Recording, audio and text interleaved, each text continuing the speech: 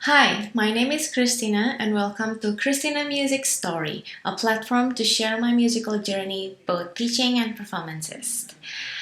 Today, I will talk about some piano practice tips for an intermediate piece called The Reef by Walter Carroll. Walter Carroll is an English educator and composer born in 1896.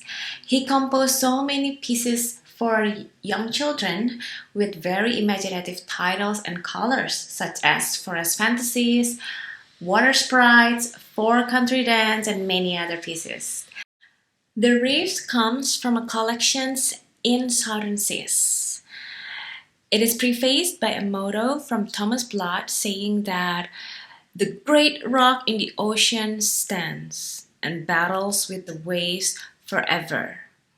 We can imagine that there is this big, great rock being portrayed by the very first chord of the piece. I'm going to play this piece from the beginning until the end so you can hear the piece, and then after that I'm going to discuss with you 7 practice tips to make you play this piece better. I hope you enjoy.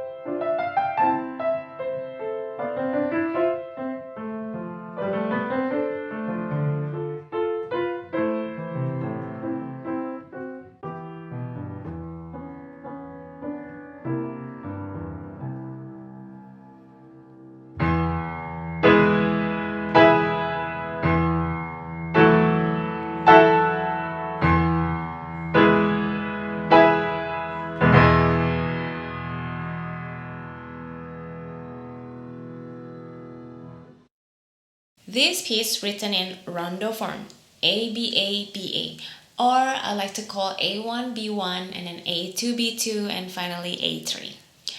Knowing the music form before you learn a piece is a very important first step. It will help you to see the structure or the bigger pictures of the piece and make it easier for you to plan out your practice session. So, my number 1 tips, know the form and always work one section at a time. Step number 2, prepare jumping chord positions ahead of time. In section A, in the beginning of this piece, we have a fortissimo E minor chord, and it always jumps to the higher octave and back down and change the chords all the time. So we want to make sure that we know the positions of the chord so we can shift our hands before the actual beat happens. And then we can play the big chords with your arm power so that it sounds grounded.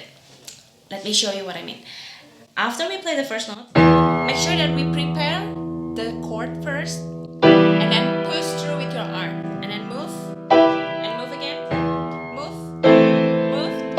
So I always moved before the notes. And that way I can prepare my finger and my hand so that it will make a better sound. After that, you can shape this phrase by feeling the color of each chord. There is this tension and release in the chord. For example, after the first chord, we can feel more open in the second chord because it's a subdominant chord. So you can push through. And then after that, we have a diminished 7 chord. So you can feel a little bit different tension over there. And then finally release back to E minor chord. Step number 3. Listen to the leading melodic line. In section B, there are 2 alternating patterns between the broken chords and the 5-finger scale patterns that happen in the right hands followed by the left hand. So we want to make sure that there is this continuity of the melodic line from one hand to the other hands. We can practice it by knowing the chord first. We start with a G major chord and we can practice blocking this chord so each finger know its positions. After that, it is followed by the 5-finger scale, and we can give a little crescendo over there to add some directions, and then followed by another broken chord, and we can practice blocking it first. This is E minor chord, followed by the left hand this time, and then another E minor chord. We can block it first, and then the scale pattern and C major chord. And then after that, you can add the paddle and take some time to practice it well, only with one hand, so that you make sure that there's a good coordination between your hand and your foot.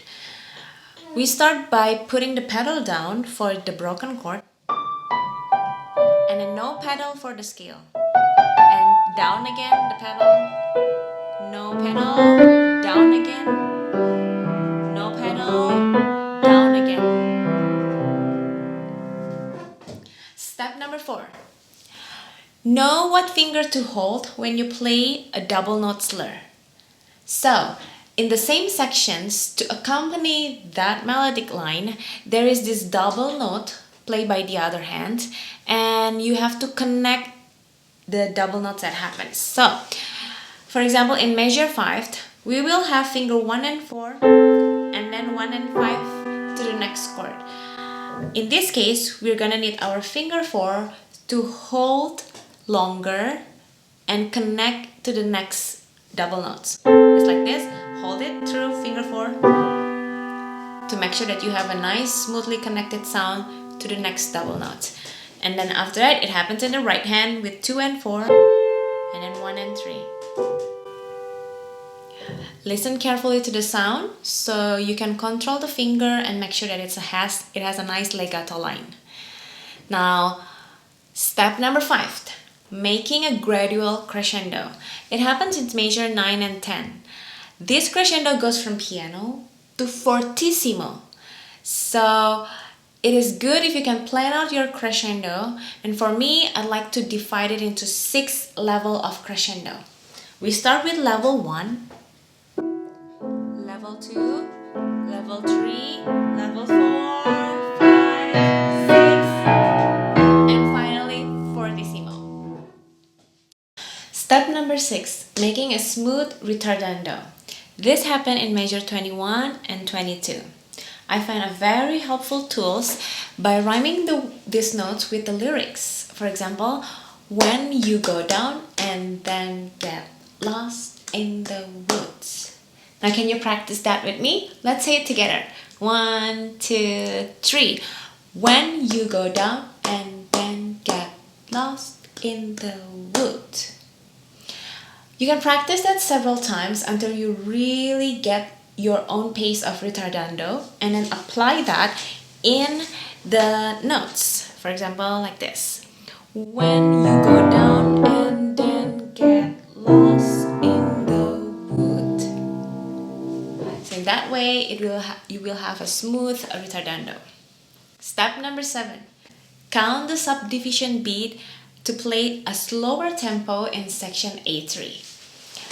Subdivision beat is like this. 1 and 2 and 3 and 1 and 2 and 3 and. By saying the end, it will prevent you from rushing through the notes. So you can have a slower tempo for the whole sections. I hope this video will help you in your practice. Don't forget to like, subscribe, and share it to your friends. Happy practicing. See you next time.